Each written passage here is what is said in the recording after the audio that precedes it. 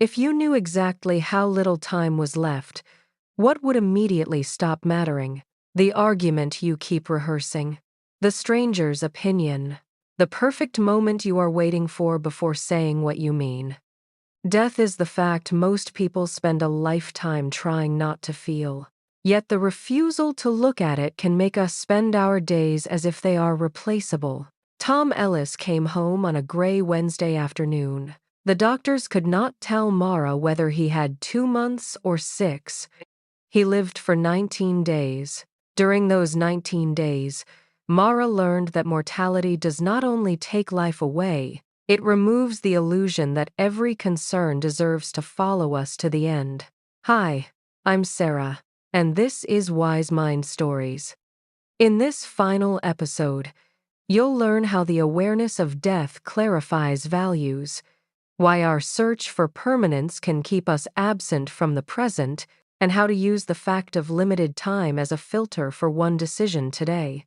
Tom's hospital bed was placed in the living room beside the window. From there, he could see the maple tree he and Mara's mother had planted when they bought the house.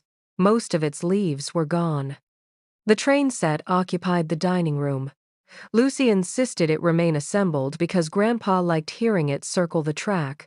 On the first morning, Tom asked Mara to bring down 3 boxes from the attic. One contained tax records from 1998. One contained her mother's clothes. The third contained letters, photographs, school programs, and a cassette tape labeled Mara AG6 Important Song. What song? Mara asked.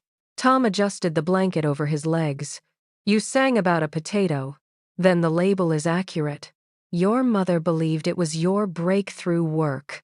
Mara smiled. Then Tom pointed to the boxes. Help me decide.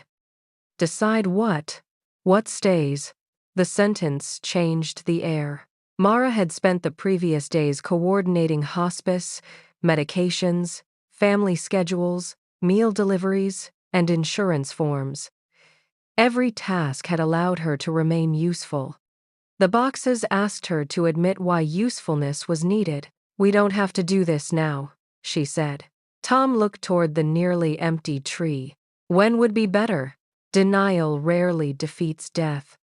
It postpones the conversation until death is the only person left in the room. The final chapter of The Subtle Art turns toward the work of anthropologist Ernest Becker. Becker argued that human beings live with a unique psychological conflict. We have bodies that will die, and minds capable of understanding that they will die. To manage the terror, we build what Becker described as immortality projects.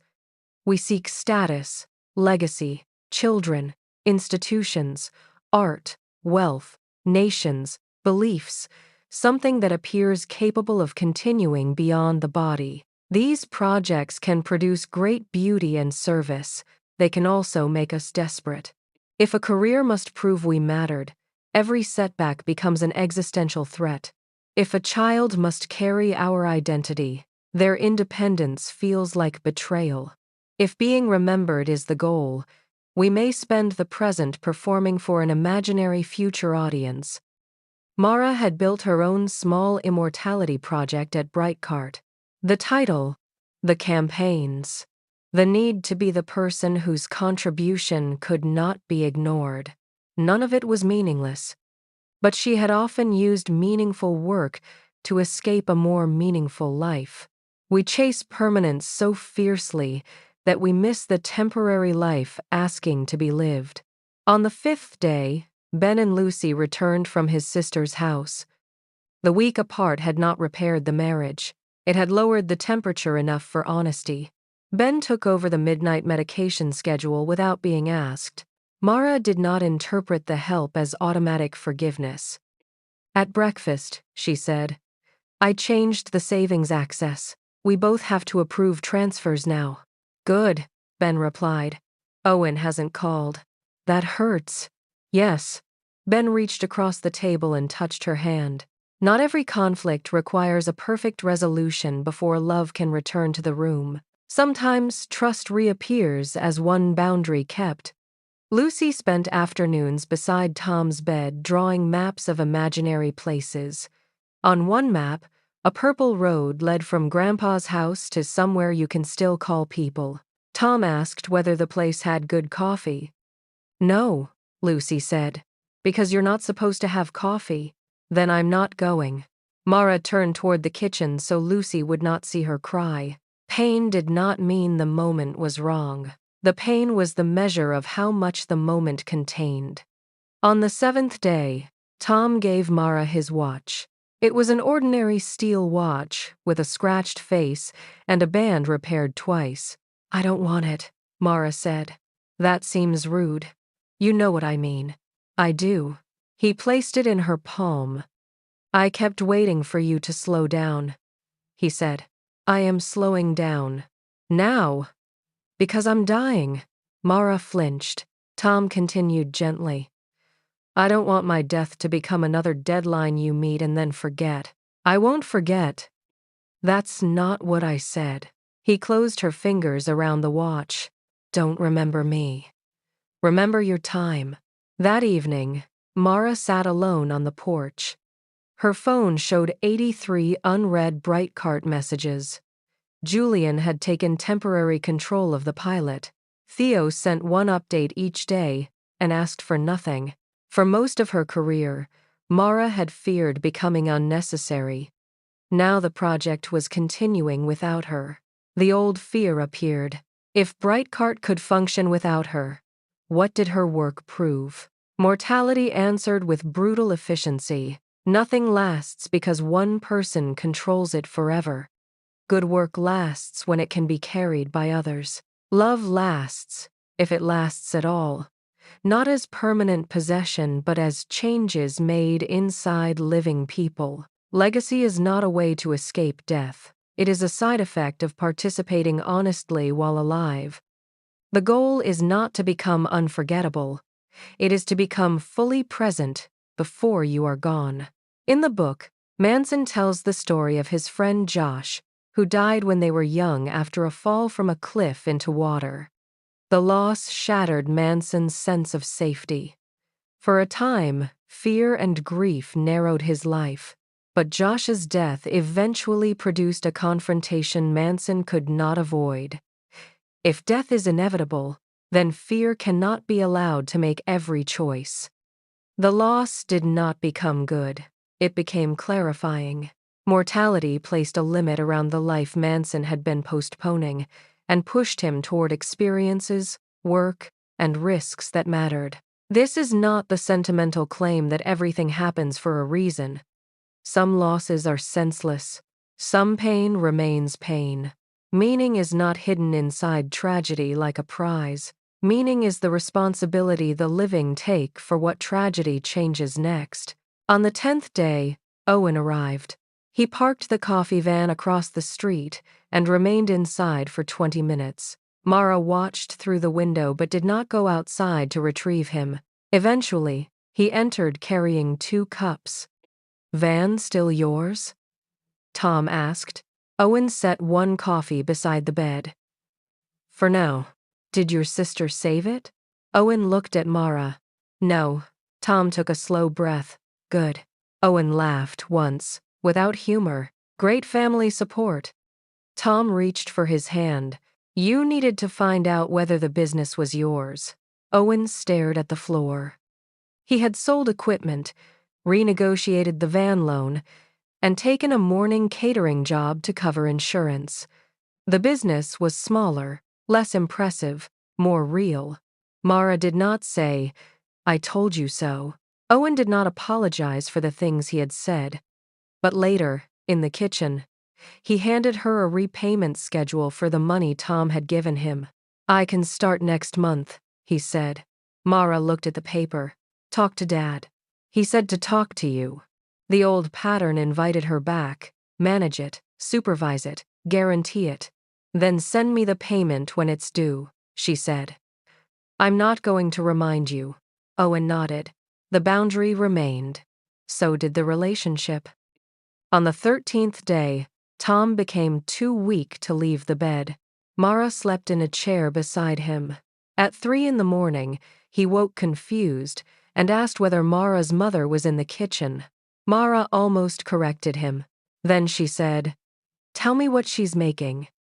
"Soup," he whispered. "The terrible one with cabbage?" She liked it. No one else did. Tom smiled with his eyes closed. For several minutes, they sat inside a memory that was not factually present and emotionally true. Mara had spent years believing love meant fixing the moment. Sometimes love meant refusing to drag a person away from the place where they felt less alone. On the 16th day, Tom asked Mara to play the cassette. Ben found an old recorder at a thrift store. The tape hissed. A 6-year-old Mara began singing loudly about a heroic potato escaping a soup pot. Lucy collapsed with laughter. Owen recorded the room on his phone. Tom could barely speak, but his shoulders shook. Mara heard her mother's voice behind the recording, laughing from a kitchen that no longer existed. For 1 minute, the dead and the living occupied the same room not because anyone defeated time, but because attention made the moment large enough to hold them. Mara understood why death clarifies values, not because it gives a perfect list of what matters, because it exposes the absurdity of spending limited life on concerns you would never carry to a final room. Would Mara wish she had answered more non-urgent messages? Would she wish she had won every disagreement with Julian?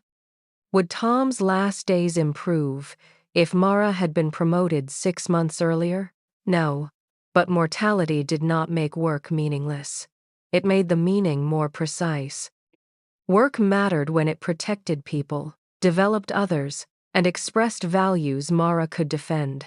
It did not matter as proof that she deserved to exist. Family mattered, but not as a demand to prevent every person's pain. It mattered as presence, honesty, and freely chosen care. Death does not tell you to abandon your life. It tells you to stop using your life as evidence. Tom died before sunrise on the 19th day. Ben was asleep in the chair near the window. Owen was upstairs. Lucy had gone home the evening before. Mara was holding Tom's hand. There was no final speech, no perfectly timed wisdom. His breathing slowed, then stopped. Mara waited for the room to announce the change. It did not. The heat clicked on. A truck moved down the wet street. The train sat silent in the dining room. The world continued with an ordinary cruelty that was also, somehow, permission. Life did not ask Mara to understand death before returning to it. It asked her to make breakfast, call hospice, wake her brother, tell her daughter, and choose which shirt Tom would wear. The next problem arrived. So did the next act of love. 3 weeks later, Mara returned to Brightcart. Her office looked smaller than she remembered. Theo had completed the first product change dashboard. Julian had documented every open decision. The pilot had expanded carefully to 300 sellers without changing the promise. Mara placed Tom's watch beside her laptop. At 5:30, a message appeared from the CEO. "Need quick thoughts tonight if possible." Mara read the attached document. It was not urgent. At the same moment, Lucy sent a photo of 2 chairs at the kitchen table. One held her science homework. The other was empty. Mara typed to the CEO, "I'll review by 9 tomorrow morning." Then she closed the laptop. The season began with 2 chairs. Mara used to believe the responsible choice was the chair attached to the loudest demand. Now she knew every chair would someday be empty. That did not make choosing pointless. It made choosing sacred. She reached home at 6:12. Lucy looked up from the table. "You came." Mara placed Tom's watch beside the homework. "I said I would." This time, the promise held. Sarah closing. The answer to today's question is that thinking about death can make you more alive, because mortality gives every value a boundary. You do not have unlimited attention. You do not have unlimited chances to say what you mean. You do not have unlimited evenings with the people whose presence has become ordinary. The good life described across this book is not free from suffering, failure, rejection, uncertainty, or loss. It is a life in which those costs are paid for something worthy. Here is the final experiment of this series. Write one sentence as your finite life filter. Because my time is limited, I will care more about then. Make it specific enough to change one decision today. Because my time is limited, I will care more about honest work than appearing impressive. Because my time is limited, I will care more about being present than being instantly available. Because my time is limited, I will care more about one true relationship than universal approval. Then use the sentence once before the day ends. If this season gave you a story worth carrying, subscribe to Wise Mind Stories. Mara did not learn how to stop caring. She learned that every life is shaped by what it is willing to hurt for, fail for, reject, and eventually lose. The subtle art is not indifference. It is devotion with limits. And the question that remains is yours. What deserves the life you are spending? Wise Mind Stories, quotable lines. We chase permanence so fiercely that we miss the temporary life asking to be lived. The goal is not to become unforgettable. It is to become fully present before you are gone. Meaning is the responsibility the living take for what tragedy changes next.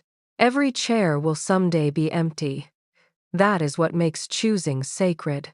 Series final teaser. Closing card. Mara's story ends where the viewer's decision begins. Not with a life free of problems, with a life no longer spent on problems that do not deserve it. On-screen closing question. What deserves the life you are spending?